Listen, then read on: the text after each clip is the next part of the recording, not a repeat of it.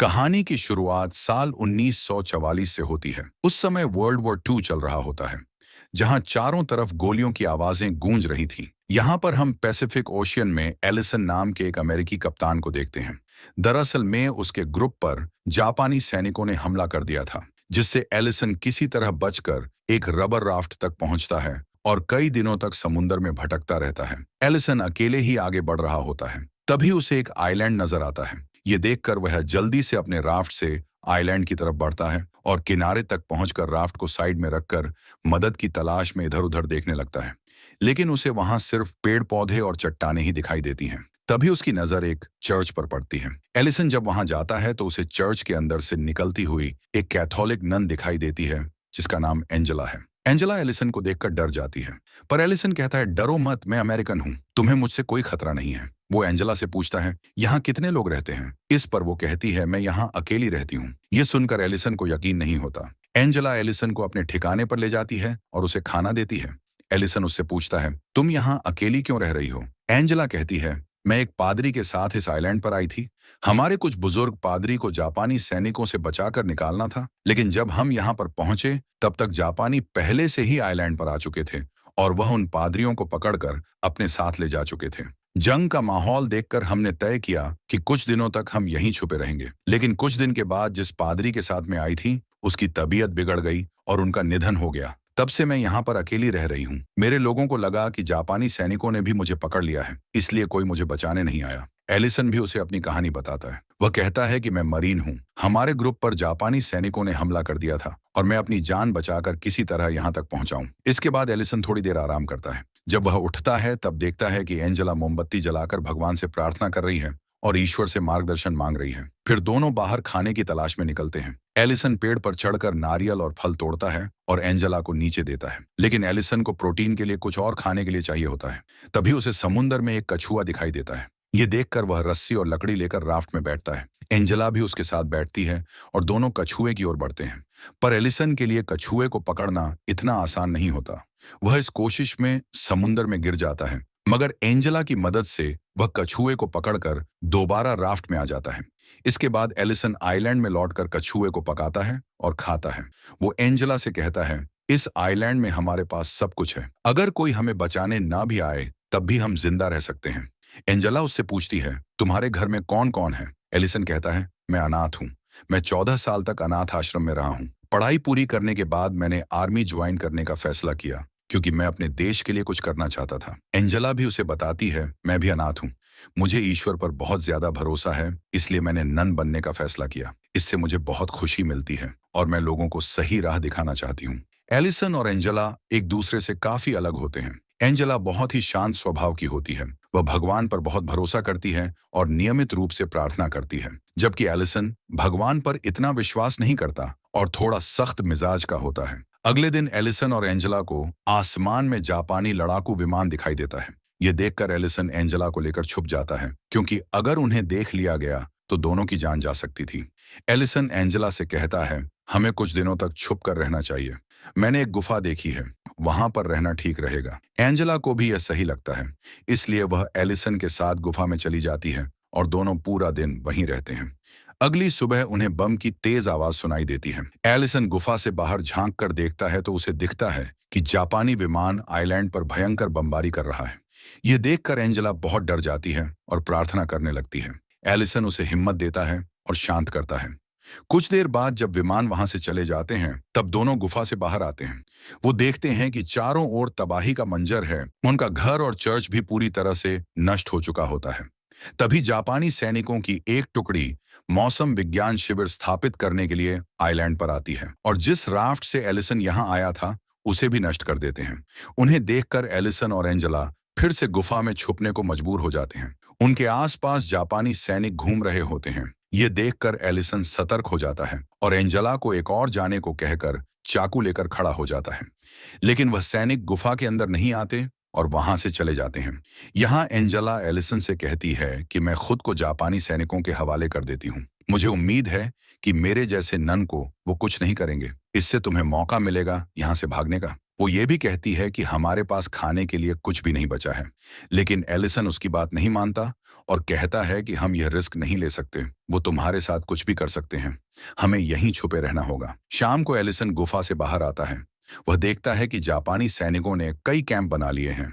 उनसे बचते हुए वह दूसरी ओर मछली पकड़ने जाता है, लेकिन कुछ जापानी सैनिक उसे देख लेते हैं। तब एलिसन मरा हुआ होने का नाटक करता है। यह देखकर उन्हें शक नहीं होता और वह वहां से चले जाते हैं। इसके बाद एलिसन मछली पकड़कर वापस गुफा में आता है और एंजेला के साथ मछली खाने लगता है। लेकिन एंजेला ने नन बनने के बाद मछली खाना छोड़ दिया होता है, मगर यहाँ खाने के लिए और कुछ भी नहीं होता, इसलिए उसे मजबूरी में मछली खानी पड़ती है। कच्ची मछली उससे नहीं पचती और वह उल्टी कर देती है। फिर एंजेला बिना कुछ खाए सोने चली जाती है। कुछ देर बाद जब एंजेला सो रही होती है, तब एलिसन चुपके से गुफा से बाहर आता है और जापानी सैनिकों की गतिविधियों पर नजर रखने लगता है। वो अपने चेहरे को काला कर लेता है ताकि कोई उसे सही से देख ना सके। जब उसे मौका मिलता है तब वह चुपचाप उनके कैंप में घुस जाता है और खाने का सामान एक बैग में भरने लगता है। तभी एक सैनिक वहां आ जाता है, जिससे एलिसन को वहीं छुपकर खामोश रहना पड़ता है।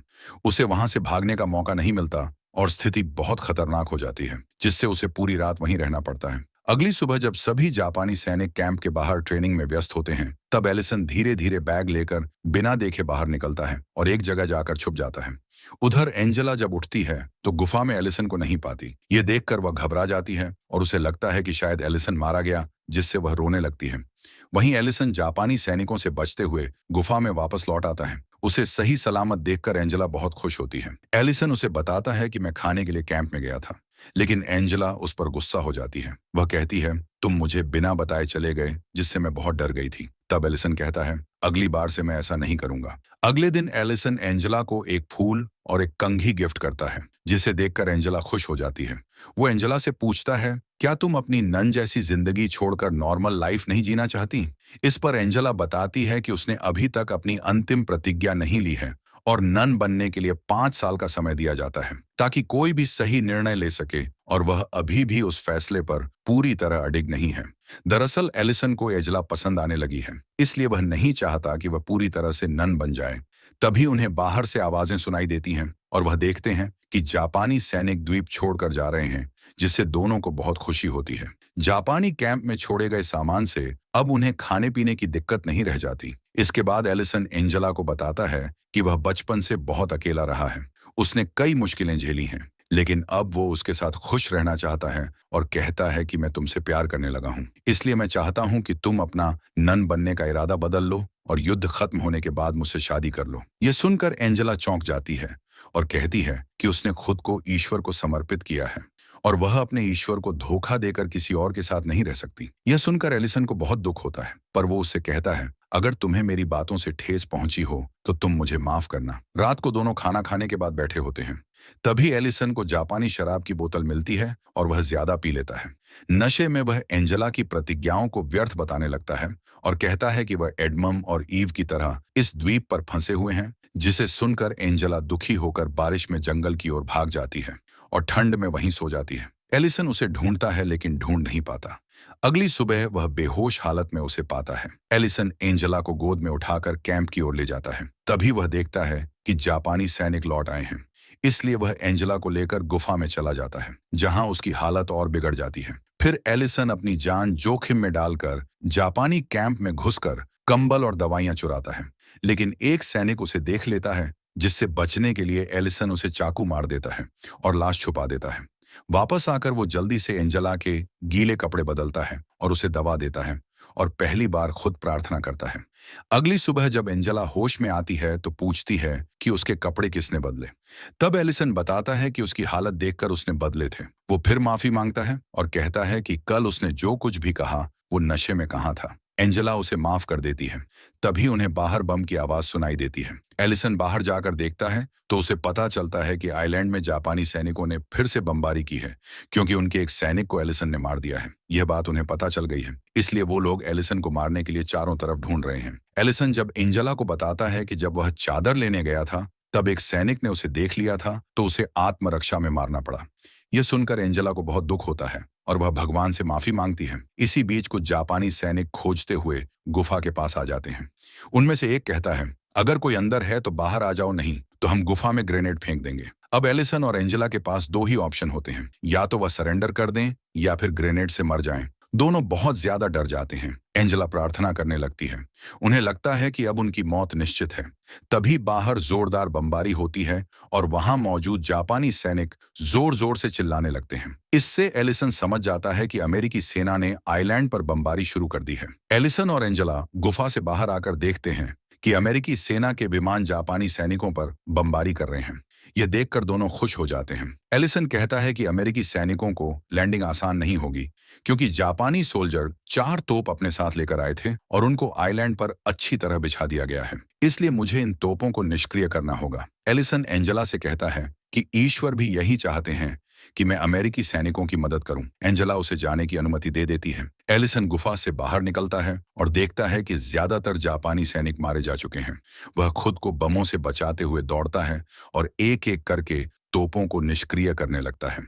इस दौरान वह बमबारी के कारण घायल हो जाता है, लेकिन वह रुकता नहीं है। किसी तरह वह सभी तोपों को निष्क्रिय कर देता है, जिससे कई अमेरिकी सैनिकों की जान बच जाती है। इसके बाद अमेरिकी नौसेना बमबारी रोक देती है और एंजेला गुफा से बाहर आ जाती है। वो एलिसन को घायल देखकर उसका इलाज करने लगती है। एलिसन एंजेला से कहता है, अब हमारा अलग होने का समय आ गया है और शायद हम फिर कभी ना मिल पाएं। ये सुनकर एंजेला कहती है, चाहे मैं तुम्हारे साथ अपनी जिंदगी ना बिता सकूं, लेकिन तुम हमेशा मेरे दिल के करीब रहोगे। इसके बाद अमेरिकी नौसेना आइलैंड पर लैंड करती है और अपना झंडा फहराती है।